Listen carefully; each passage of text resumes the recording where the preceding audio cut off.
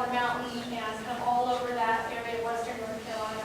It prompted a law by the state of North Carolina in 1983 when this building was constructed to protect their ridgetops.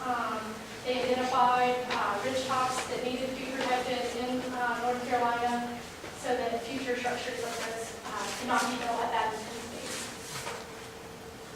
Also, a major component of these policy recommendations is prohibiting clearing and grading without an approved development plan.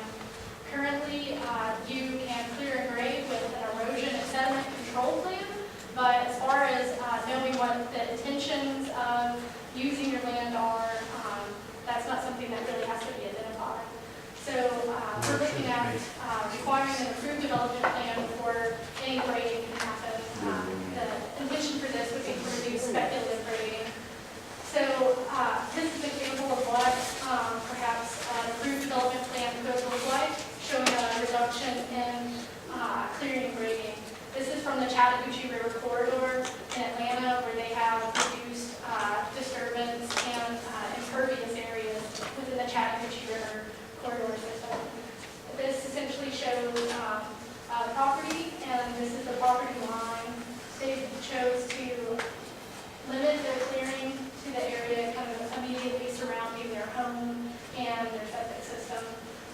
This is pretty common all throughout sort of significant environmental resource areas.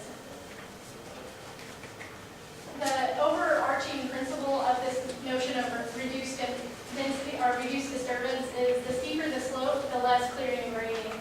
So in areas that are sloped 15 to 25%, we would look at potential disturbance limits of 50%, areas 25 to 40%, 15, 40 to 50, 10%, greater than 50, 0%.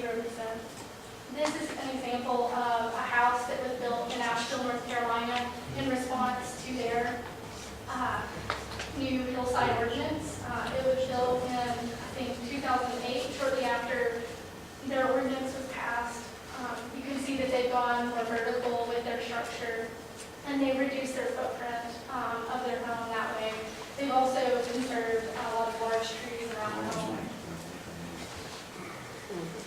Also, along with the reduced disturbance notion, you can see creating borrow pit standards. Borrow pits are essentially soil mining sites.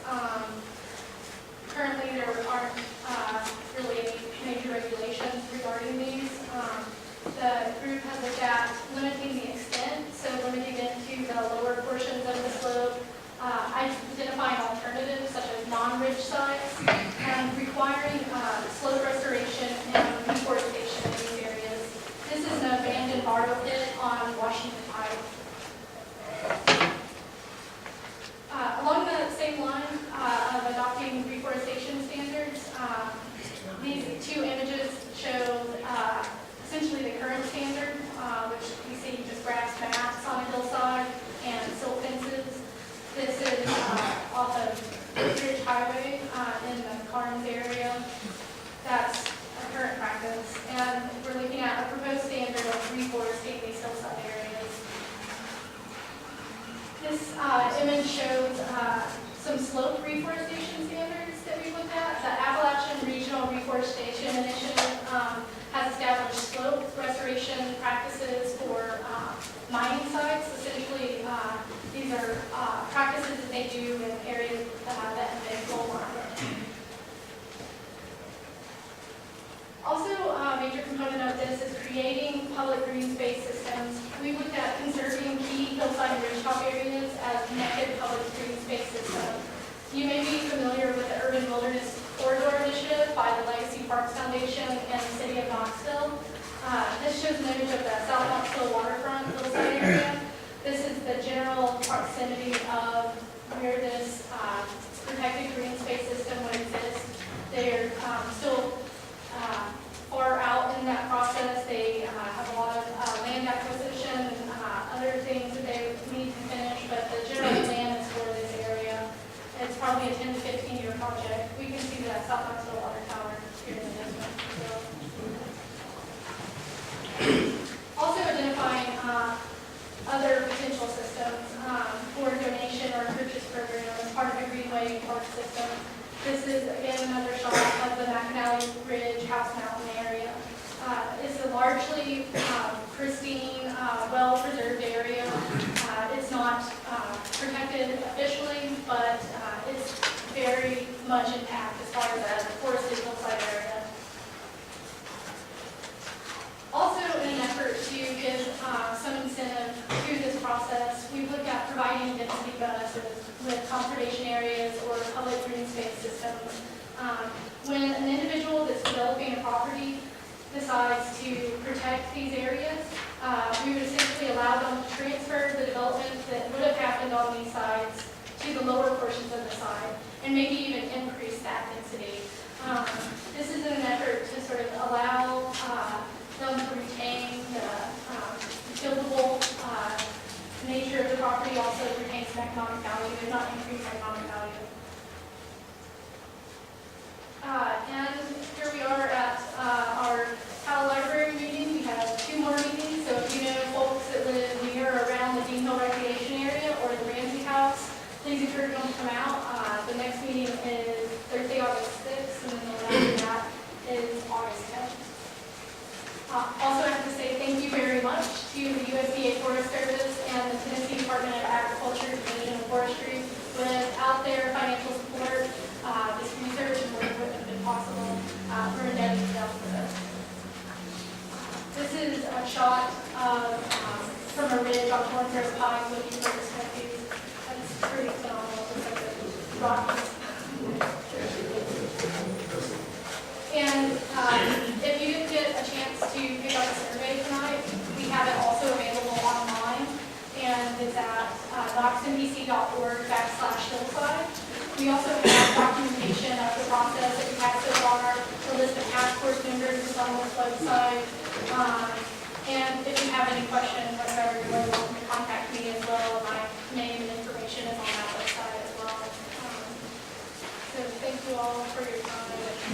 I'll put it back to the pretty image for questions.